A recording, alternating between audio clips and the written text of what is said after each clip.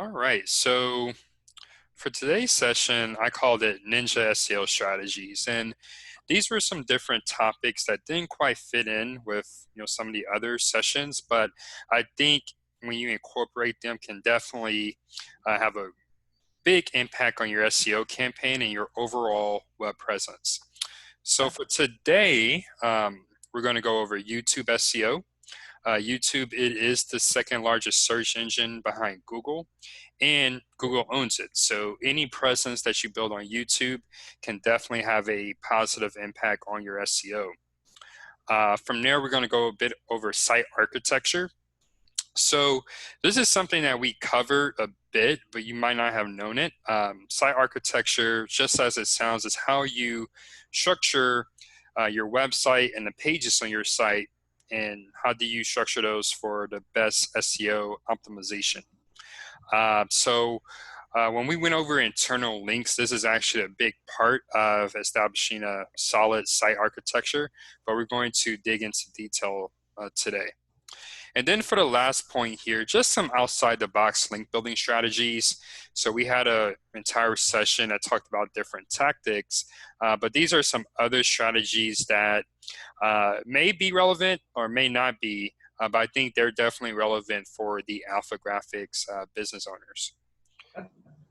So diving into YouTube SEO. So just as with regular website keyword research, it is very important to understand if you are planning on using YouTube and building a YouTube channel and creating video content, just as you would with content, it's very important that you understand the keywords that you're going after, where if you're going after something on the main Google search engine results page, it might be a little bit different when you're going after something on YouTube.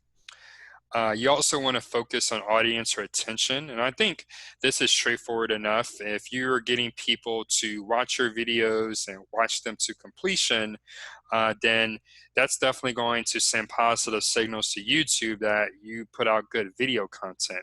That's how you can improve your rank on YouTube and also possibly get your videos featured in the Google search results. Okay. Just as with content and blogs on your website, there are certain SEO best practices for your YouTube videos. So we're going to go over those a bit. And then also, as with content, promoting your video is a great way to build your audience, but also, again, sends positive user signals. So before we get started, I remember when we first started with the trainings, you mentioned that some of your franchise owners, they were doing video. Yeah, I think a lot of them either utilize Vimeo or YouTube. Okay, nice. Yeah, Vimeo is great. I actually like its presentation once you embed a Vimeo video on a website, but Uh-huh. YouTube is definitely going to have the bigger SEO benefit. Okay. Yeah. What about you for White Shoes? Any video in your future? Nothing yet, no. I Okay. think it'd be beneficial. It just, again, one of those things. If I do one, then I gotta do more, and Right. you know, You got to so keep up with do it. what I can right now. Okay. That's fair enough. Fair enough. Okay. So keyword research for videos. So these are just some of the steps that you should take when looking for keywords for your videos. And some of these are going to be very similar to when you're looking for keywords with your website. So a few things here. I have a slide open already, or a window open already.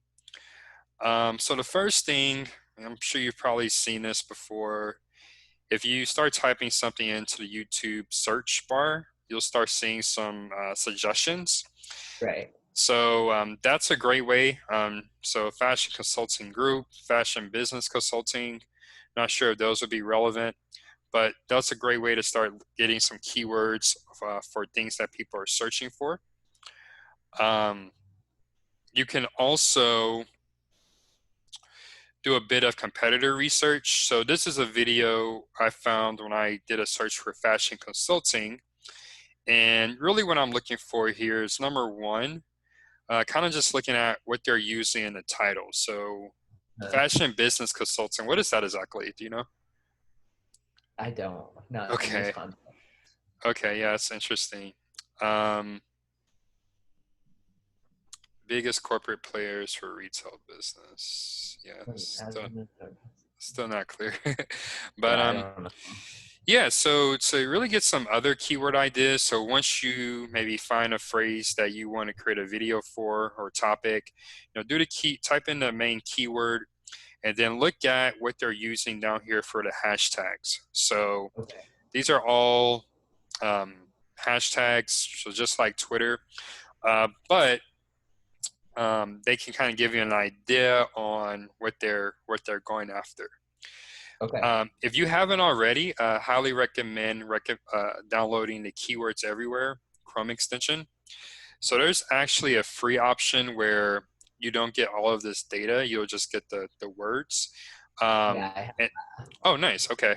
And so, yeah, so you can actually see which tags they're using for their video. So this is got just another way to build out some keyword ideas. okay. And then SEMrush, our favorite tools during the training. So Uh-huh. you can actually bring it over here to move this out the way. You can bring it over here to the keyword magic tool. And so let's just say you wanted to go after fashion consulting. From there, you can actually add a filter, advanced filter. So you'll have to enable it first. So just click it. And then you go here to SERP features.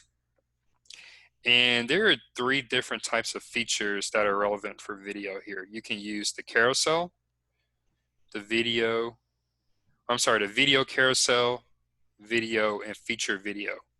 So this can kind of give you an idea on which keywords, if you were to target them, would just have some good potential, not only on YouTube, but also within the Google search results.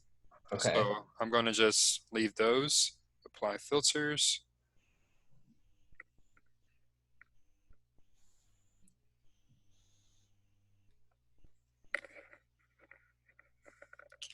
Okay. So these are phrases that maybe not every time, but usually there's going to be some videos in the main Google search results page. So I would say just kind of another way you can find some keyword and topic ideas is just to go through this list and see if you find anything that's relevant for you. Okay. Yeah. Okay. Cool. So that's how you can start building your list of keywords. Now, you also, as with your website, need to consider the competition.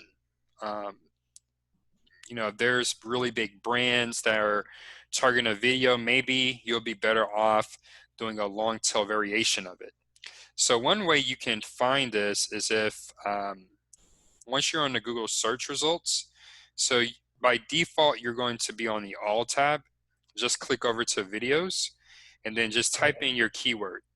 And so we Okay. see for fashion consultant, it's pretty competitive. It's really kind of broad keyword. It has over 7 million results here. But let's see if we added Denver into that. That's going to go down quite a bit. So now we have Okay. 146,000. There's So yeah. Darian. Harry Blair. Yeah, same usual suspects, right? Yeah, but yeah, so a lot more realistic to actually get your video up here. And we'll go into something. I think this would be a really good opportunity for you because if you look at some of their videos, they're just kind of on their looks like their iPhone or something. So probably something you could put together, pretty quickly. But Okay. anyway, um, so once you understand the keywords that you're targeting, you understand the competition, now you need to really think about which video or which types of topics lend themselves well to showing up on the main Google search results page. And Okay. before we get into that, lastly, just validate the keyword search volume. So I would say when you're using these tools, whether it's keywords everywhere or SEM Rush, I would say target keywords that at least have 10, since you are going to be targeting a local market, at least 10 uh, searches per month, just to make sure that there's actually someone searching and you're creating a video to meet someone's need.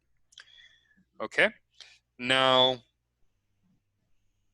figuring out which topics are best for video. So there are certain topics that um, lend themselves well to showing up in the Google search results. And I'll just show you, if you're not sure what I mean by that, I'll just show you an example. So if we go to all, how-to topics always work really well. Okay. So what is something that would be, I always use how to tie a tie, but what's something else you think would be a good video idea How to related? style a t-shirt. How to style a t-shirt. Okay. Yeah, everyone always asks me that. Really? Okay. Uh-huh. Yep. So there you go. So you have so this is called a featured video. So you see how much space it takes up. So it's kind of hard not to click on it. Right. And then you have 3 more videos down here. Okay. So more pictures. So really a lot of imagery on this one. So, that's something that people normally ask you, and you have some time and some ideas. Maybe, take a look at what they're doing and always try to find a way to kind of outdo them. Okay. Yep. Okay.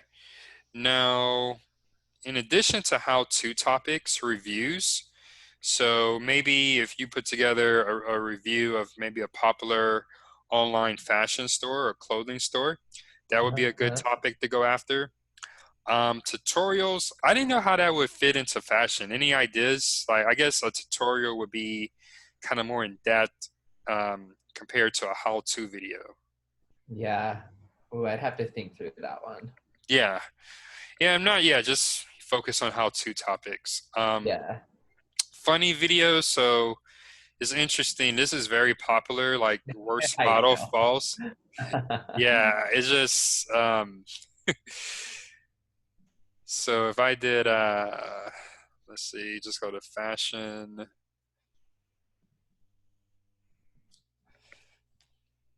And you go to videos. I was just really surprised how many of those videos there were. There's yeah. Yeah.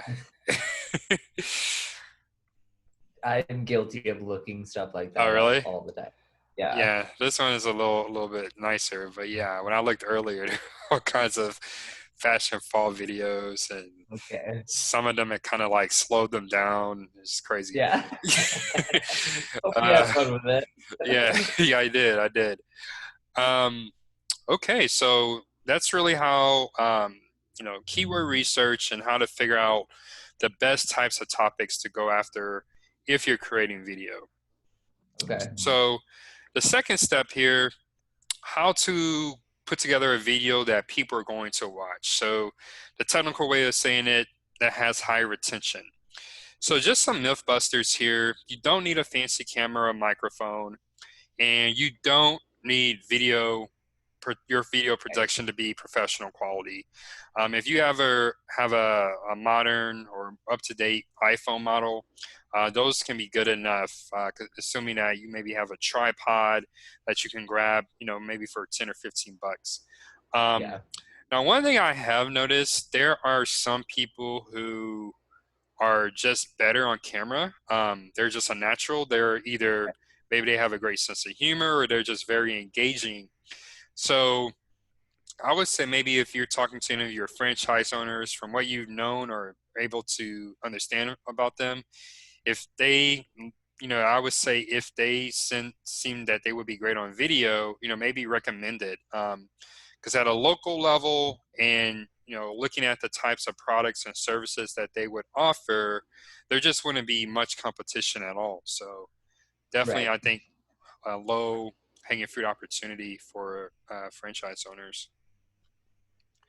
So just a few things that help with video retention. So video comments, channel subscriptions after the video is over. So if you or any of the franchise owners, if you're creating a video, I would recommend just saying towards the end of the video, hey, call to action, subscribe to our channel for Yeah. helpful videos about XYZ. Okay. That can really help. Video shares, click-through rate, we'll get into that in a bit. Of course, likes and dislikes, and then video length. So I would say for video length, take a look at the top ranking videos on YouTube and just kind of get an average on how long those videos are. So for Denver Fashion Consulting, these are actually pretty short. Yeah, Um, they are. Huh? less than a minute, under not, about 9 minutes and 30 seconds. Again, less than a minute. I don't even think she's targeting Denver, but yeah, just trying to get an idea on the Okay. average length, and then try to make your video around that same amount of time. Okay. Going back here, so a lot of these things, if you share with your personal social network, or just a group of people that are that would support you, or same for your franchise owners, it can really have a positive effect on that video's visibility. And one of the things that it's not listed here, but YouTube, their algorithm really weighs heavily um, if these types of interactions happen right after the video is published. So let's say after this session, maybe tonight, you go and film a quick video. You upload it on Uh-huh. YouTube, and you share, you text it to all your friends, your family, share it on your Facebook page. If you can really start getting that engagement within the first hour or two, that's really going to kind of simulate that viral effect. Maybe your video doesn't go viral, but it almost seems like it, since it's getting all of that attention right after it goes live. So that's kind of a YouTube hack, where it's a lot more effective than if that engagement was spread out over the course of several days or several weeks or more. So Okay. it's just something to keep in mind. Now for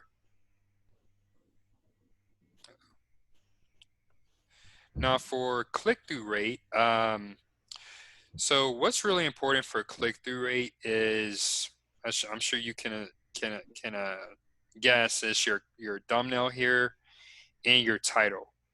Right. So again, I like to look at what the competition is doing.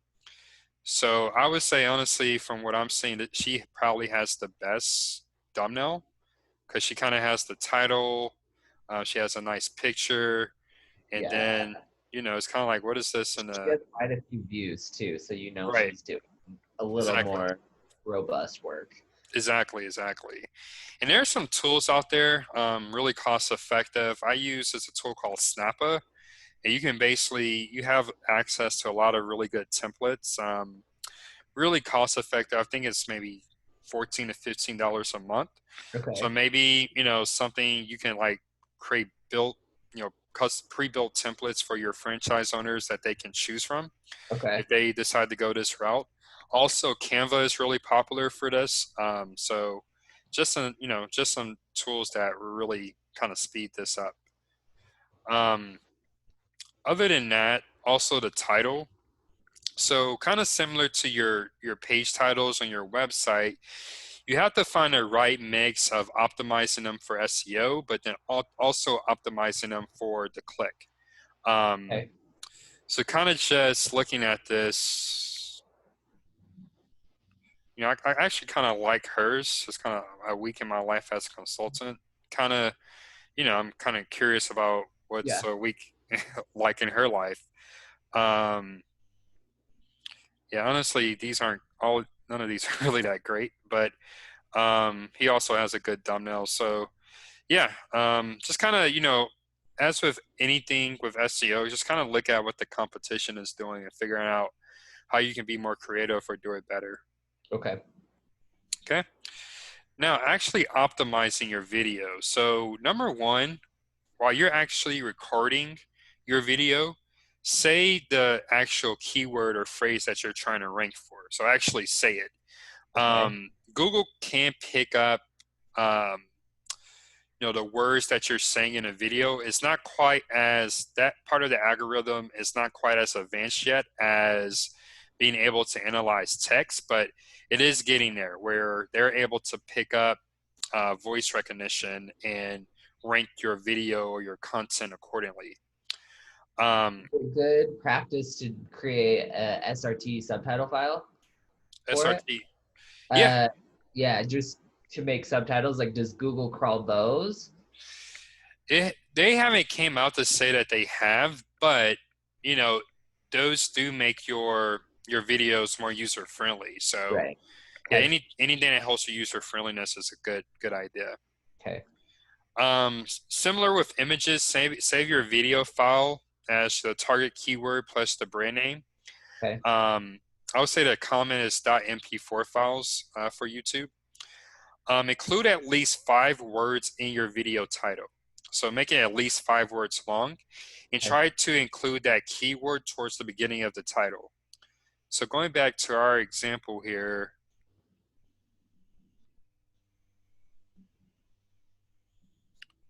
yeah, I mean, since we were looking for Denver, none of them really put Denver at the beginning. I mean, Right.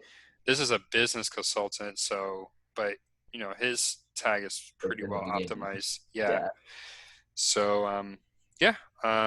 So kind of similar to your pages on your website, include that keyword at the beginning.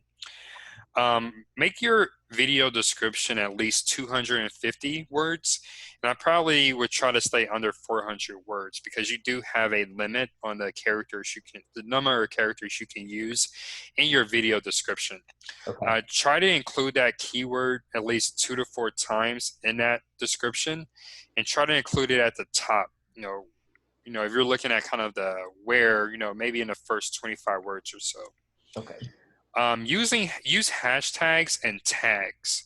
So I've tested this. Some other members of my SEO community have tested this. For some reason, 7 is the magic number when it comes to hashtags and tags. Okay. So try to go after 7. Go for 7 for both hashtags and tags. And when you're adding these, kind of going back to our keyword research, try to when you're looking, not try to look not just for one keyword, but for several that are related. And for those that are related but aren't your target keyword, use those as your hashtags. Okay.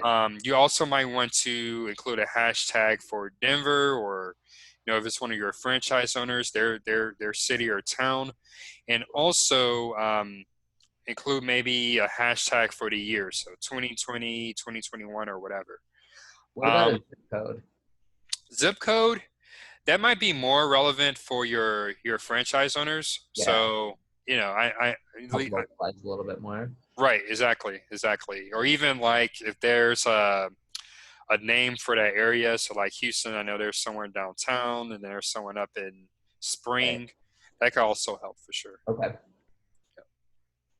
Um, Other than that, for your tags, again, just use keywords everywhere and just look at what I like to do, because some of these aren't going to be relevant, but kind of look through these to see which ones they're using and which ones have the most volume, and then just kind of copy and paste from what they're using. Okay. Yeah, so tags are pretty straightforward. And then when you're uploading your video, this is something, it's not very visible when you're uploading, but make sure that you are including the location. So for you, that would be Denver, Colorado, and then the language, which would be English in Okay. most cases. Okay, so once you optimize your video, you've uploaded it, now it's time to promote it. So just as with content on your website, you do want to promote your video. So I would say that same content promotion workflow that was in the resources folder, I believe that was session 5 or 6. Okay. Yeah, I will run your video, do that same content promotion workflow. Okay. Share it to your personal and professional social media networks, if possible. Link to your video and your email signature. Share your video on Q&A websites like Quora and Yahoo Answers. And then a lesser known one, Ask Metafilter. Another good one.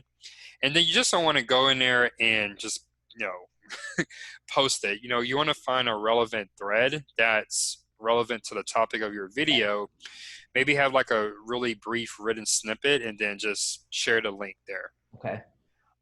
Leverage playlists. So if you or any of your franchise owners, if you're committing to creating video as a content asset, Uh-huh. definitely create different playlists that kind of group the videos by category. Okay. That's going to improve the topical relevance for your channel for that particular topic. So, and we'll go into that more a bit here on the next slide. You want to optimize your channel. So add a banner image, you know, make the description appealing, include some of your big keywords in your channel description, and also include a profile image.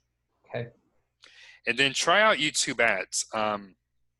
We'll go into this more during the Google AdWords sessions, but try out YouTube ads as a way to promote the video and get some early and quick engagement on it. Okay. Okay. And then these are some of the YouTube hacks, so a little bit more advanced, but you want to build what are called YouTube silos using playlists and links in the description. So what I mean by silo, again, it's kind of going back to categories on your channel. So let's say for White Shoes Consulting, you build out a channel and you just want to have a playlist on how to style t-shirts. Let's just say you can think of enough video ideas where you can actually make a playlist out of it. Okay. So create those videos, create those playlists, create that playlist, and then only include videos related to t-shirt styling in Okay. that playlist. And then in those video descriptions, you want to link not only to the playlist URL, but also to the other videos in that playlist. So that's a great way to, again, build that topical relevance, but also you don't want to add a video about, you know, what's another common question people have for you? Um, all mine are usually just around pricing. Pricing, really? Yeah, probably. Like a lot. Okay, a lot ask like what a lookbook is. Okay. Okay, so yeah, that's an example. So in your t-shirt styling YouTube silo, you don't want to add your lookbook video in there. You just want to create a separate playlist for that. Okay, You don't want to intermix. gotcha. I would say best practice for your playlist, try to make them at least 40 minutes long. That might sound like that's a lot of video time.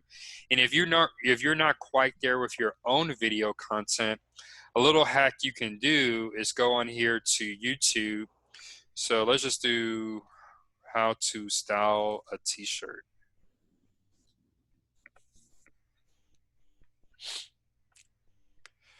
And I would take some of these that are ranking very high and add them to your playlists.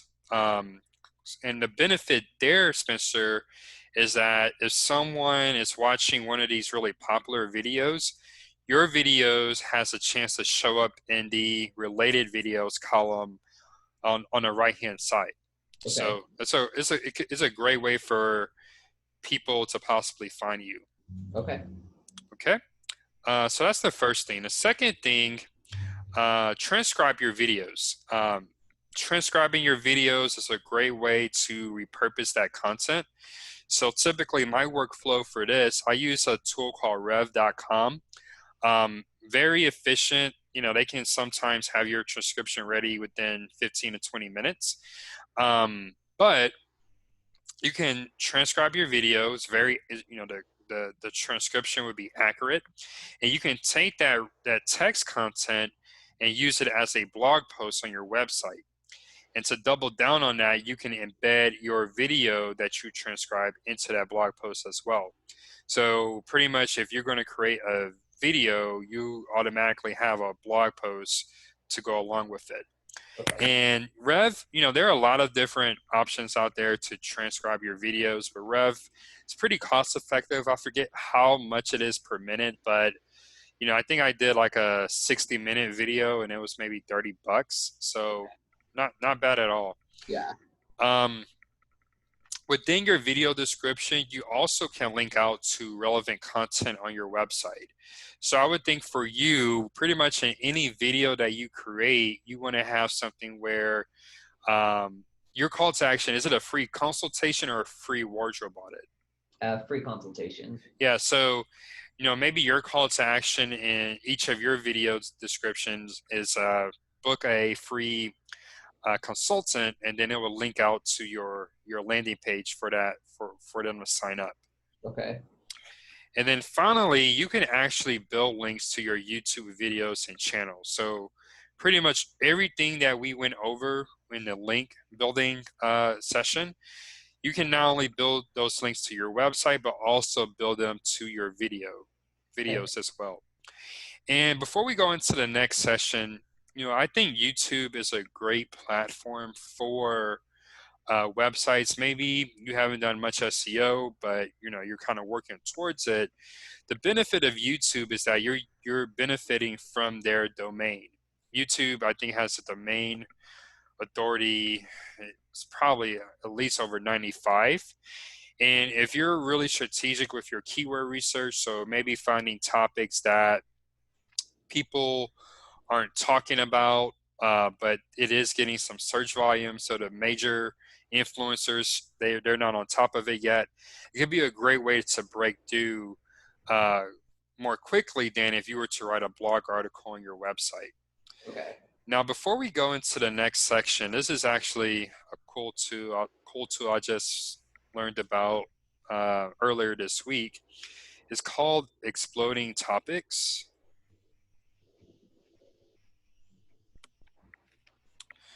So it's kind of like Google Trends, but um, they pull in data from Google News and other channels across the web. And their claim is that they can actually, Google Trends is more like, okay, people are already going to know about it, but Uh-huh. these guys, they're kind of claiming that they can predict what will be popular, let's say fall of 2020 or winter of Oh, so 2020. they like predict the trend. Right, exactly. So I'm actually still playing around with it myself, but pretty sure fashion is a category here. Yeah, you can kind of see. So of course, designer masks are pretty popular. Yeah. Blenders, eyewear, bucket hats. I think you mentioned that Yep. the I last week. Manscaping. What's that? Imprella. What's that? have no idea. Yeah. So I mean, this is something a fairly new tool. It's still free, but perhaps something you can get some ideas here for content for videos or even just blog content. Umbrella is underwear.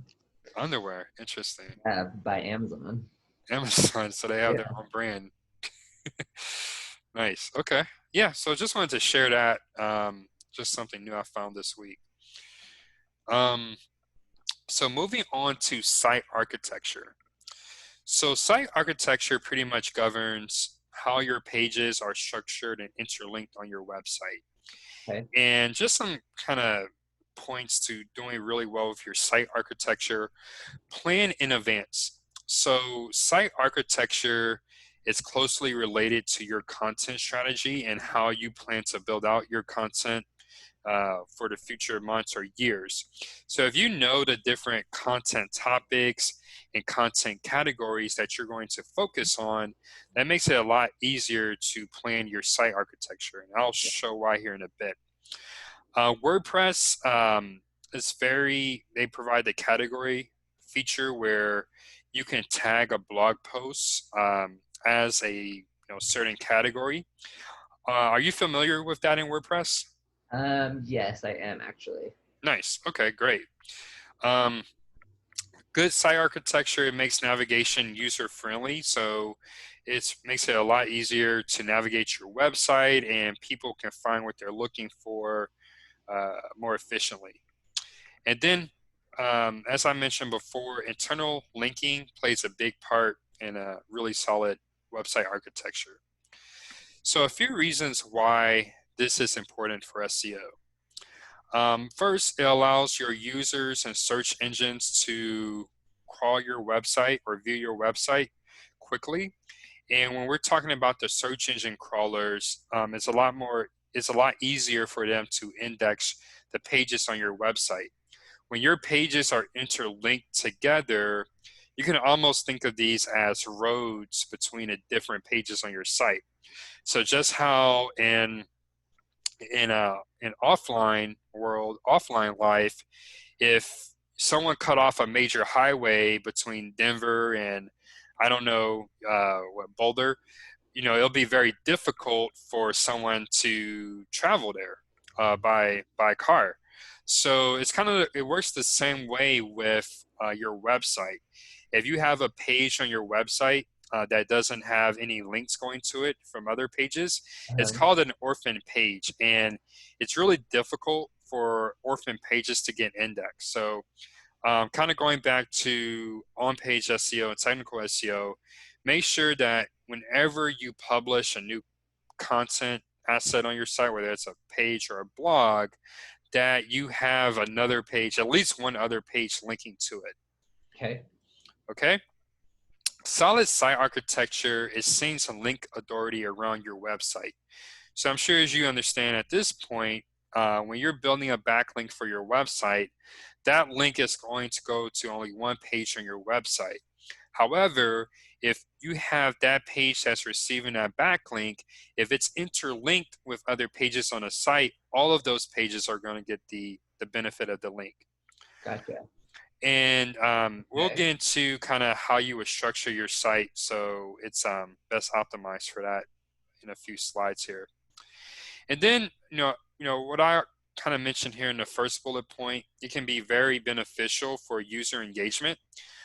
Again, when you make your website easy to navigate, it's very, it's going to encourage people to stay on the website longer, and that's going to drive up user engagement and decrease things like bounce rate and increase things like average pages per session and average time on the website.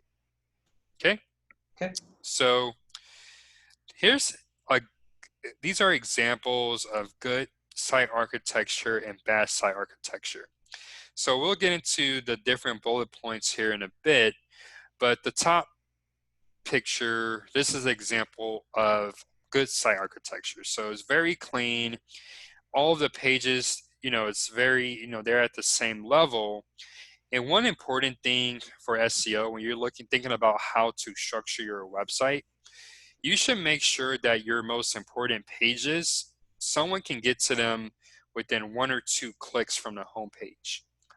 So I would say this for white shoes would be your product pages and your product category pages. At all Right. times, someone should be able to get to them within one or two clicks. Okay. And then I would say for any other pages on your site, it should take no more than 4 clicks from the homepage to access those pages.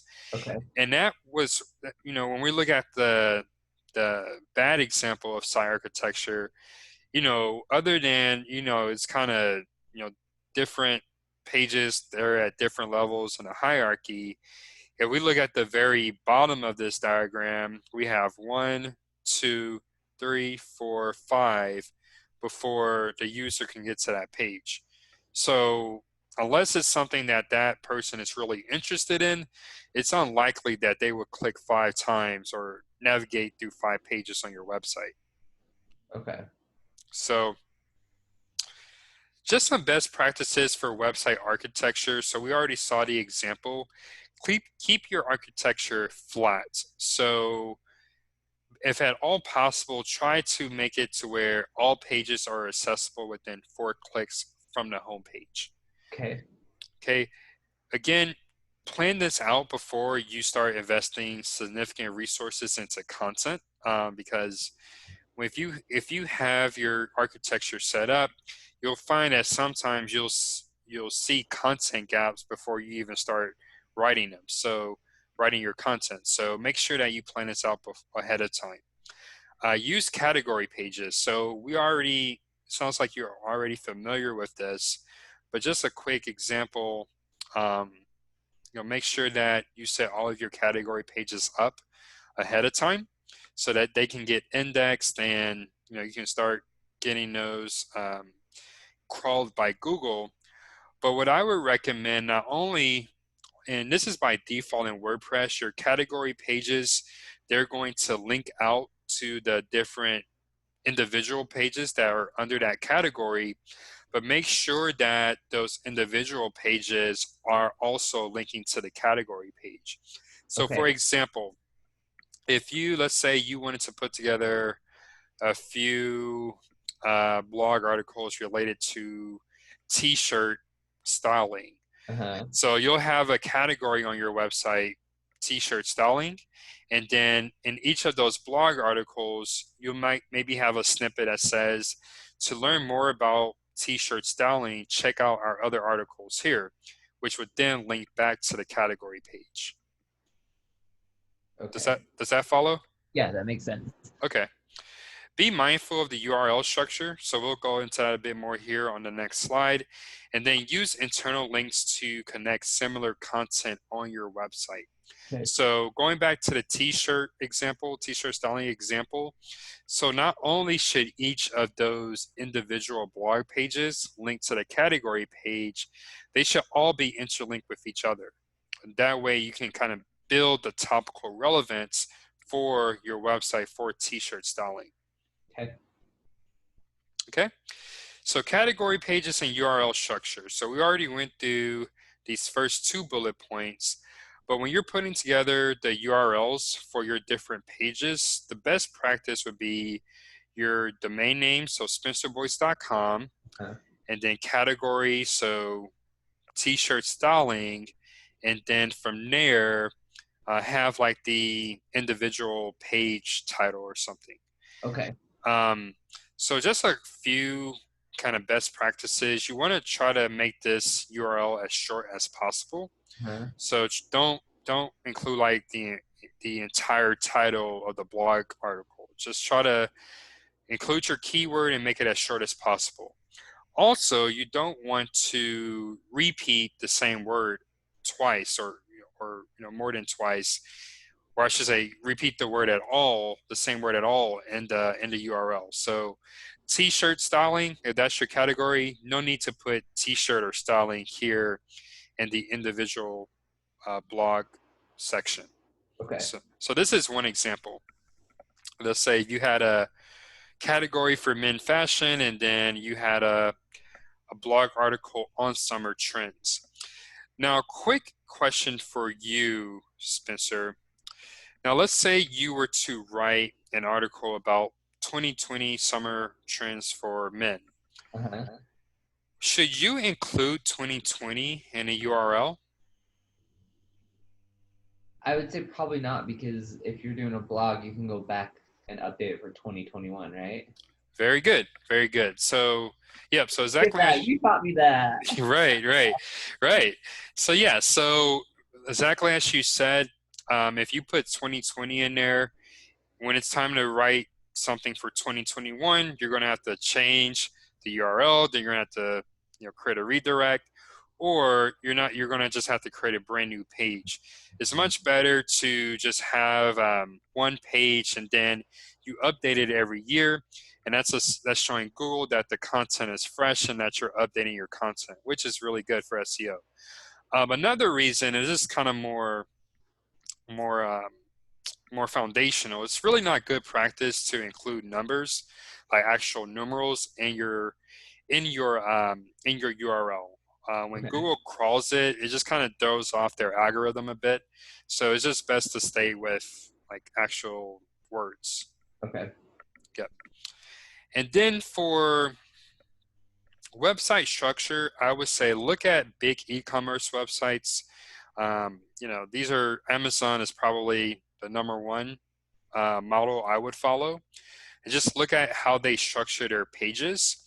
And then Best Buy is another example, really good website and how they have structured kind of their products and brands pages if you're just need to get some ideas for you or the franchise owners.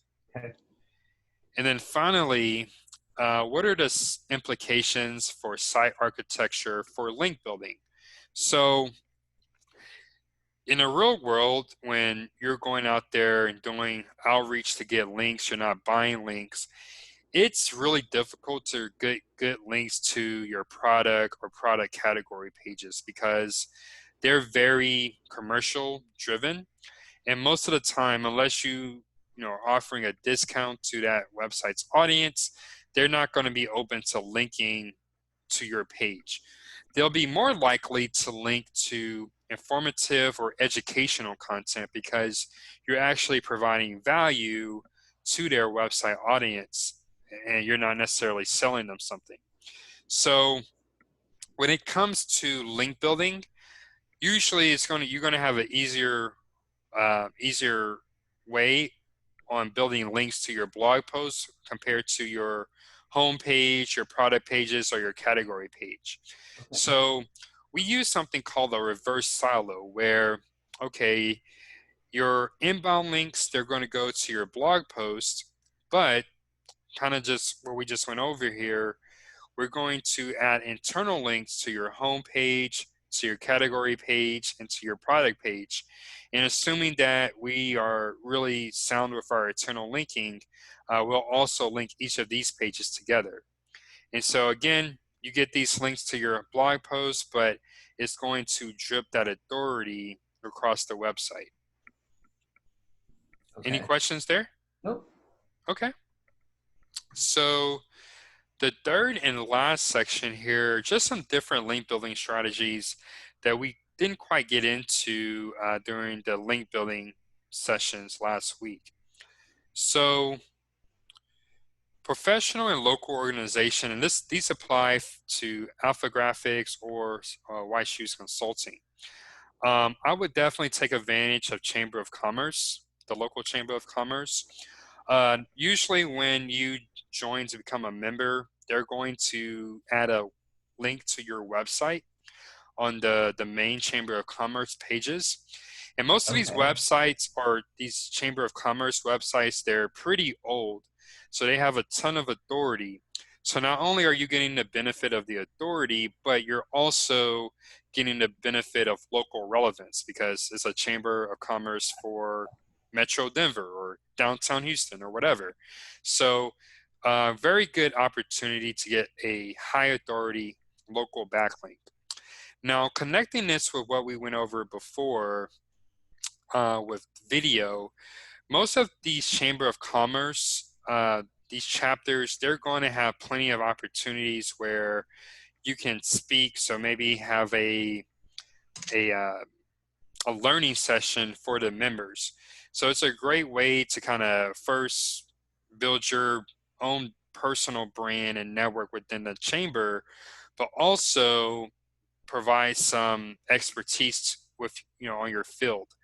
And what I like to do, what I advise clients when they have these opportunities, maybe hire a videographer for an hour or two to actually film your talk. And then you can take that, you can upload it to your YouTube, and you kind of follow the same workflow where we went through, where you post it to your YouTube channel. Perhaps even the chamber, they'll share it to their social media profiles, and then you can transcribe that content, so you'll actually have a blog post out of it. So you can get a lot out of just that one talk. Other than that, of course, it's a great way to get potential clients. So I highly recommend taking advantage of those opportunities where they're available. Okay. Looking at industry-specific organizations, and again, looking for if they have local chapters. So I know for Alpha Graphics, a big one would be the American Marketing Association, or AMA for short. They're a pretty big organization. They have chapters in most cities and towns across the country. But kind of similar to the Chamber of Commerce, you get a link from their website. So again, you're getting that authority, but that local relevance. But you're also it's a great way to connect with other marketing professionals for potential, Right. collaborations. So Okay. um, this is something I would definitely recommend to every franchise owner when they're getting started. Um, Interest groups. So stepping away from business, if there are any interests that you have, connect with those communities online. And I know we're kind of in social distancing mode right now, but a lot of these communities, they're going to have a website or something. So let's say if one of your franchise owners really enjoys traveling, maybe they can have a write-up on their most recent trip, and in that write-up they can link to their business page on the Alpha Graphics. So kind of just some outside the box ways of getting these links. And as I mentioned, always try to take advantage of speaking opportunities, not just for SEO but just for business development as well. Okay. Sponsorship links, and these are great. Great way, especially for newer businesses or younger businesses, to kind of ingratiate yourself with the local community. So partnering with local charities and nonprofit organizations, usually you don't even have to ask. They'll add your logo on their website and they'll link back to your website. Okay. Um, Look for opportunities to do pro bono work. So I would say maybe for Alpha Graphics, maybe there's a small business here that are struggling locally to, find new clients or to keep going what they already have. Maybe Alpha Graphics, one of the franchise owners, helps them with that strategy on maybe how they can get, Right. franchise, more clients, even if Okay. that's through new channels like online. And what I like to do, I guess it's a case study, but almost kind of create a story behind that pro bono work and, getting some of that content on video if possible, getting the person that they helped, the business owner that they helped on video. Because again, that's something else you can post to your website, post to your social media, post to YouTube, and, can be just a great way, kind of a branding on, hey, not only are we, in business, but we're really trying to help the community and we are really looking to become a member of the local community, just Yeah. not a business. Right. So kind of stepping up beyond SEO, but kind of looking at the big picture. Okay. And then include any sponsorship partnerships on your website. Kind of to complete the loop here, it can be a great way to kind of show how you're involved in the community. And also, this goes for any professional or local memberships. It can kind of show any potential clients that you're a legitimate business and that you actually have connections within the local community. Okay. And then finally, host events. And I know digital, again, social distancing has made this a little bit different where you're probably hosting virtual events. But yeah, try to create meetup groups. Most meetup groups you can actually link back to your website, or if there's already a meetup group, they're already having events, maybe you can either volunteer to speak at a meetup event or host an event at your office. And I think that would, of course, be more relevant for Alpha Graphics. But Right. that could be a great way to get potential clients into your business. And then, the question always comes up, well, what do you guys do? Well, there you go. You Yeah. have your perfect opener. Um, Broadcast events, whether you're using Meetup or you're just doing your own thing, broadcast them on local news websites and publications. So I actually have kind of a database of different news websites, but before we get to that, in that search operator spreadsheet I shared last week, you can actually filter it to find different conferences, different charity opportunities, Okay. sponsorships. You can, same thing you were doing with the blogs, you can also do with those types of events. So you can just filter those out and it'll give you the query, just pop that into Google and you can find, something that's relevant. We also have, and I'll share this in the resources folder, pretty much a database of all the different news-oriented websites across the U.S. and Canada, where we've found like for each city, each market, these are different news websites where you can go in there and create an event. Now, the benefit for SEO here is that most of these event pages will actually allow you to link back to your website. So what I would recommend creating like some type of page on your website that's kind of just giving information about the event. So, it could be anything you want to go over that's relevant to your business and your services. Create a page on it and then use that event page as a link for this placement. That's So looks like okay. for Denver, there's at least one here, denver.org. Uh, So pretty high authority website. Domain authority is 66. And that's something, it's pretty flexible. You can do that for any type of event. And furthermore, let's say if it's a virtual event, you don't have to limit yourself to Denver. And there's actually the Denver Post and the No. You can actually go out to some of these other smaller cities and post on their event pages as well. And those are all backlinks that you can send to your website. cool. Yeah. Yeah, that's really cool. And then kind of the theme of this session, record the event if possible, take pictures, um, share it on your social, and then also use these opportunities for events to build your email list. So, have some type of, process where when the attendees check in, you grab their information and you grab their email along with that. That can be a great way to build your initial email list. So those are the topics I wanted to cover today. Yeah, those are Any awesome. any questions or anything you want to go into further detail on? Right now I don't think so. I think that was good. Okay, okay. So I'll go ahead and stop the recording.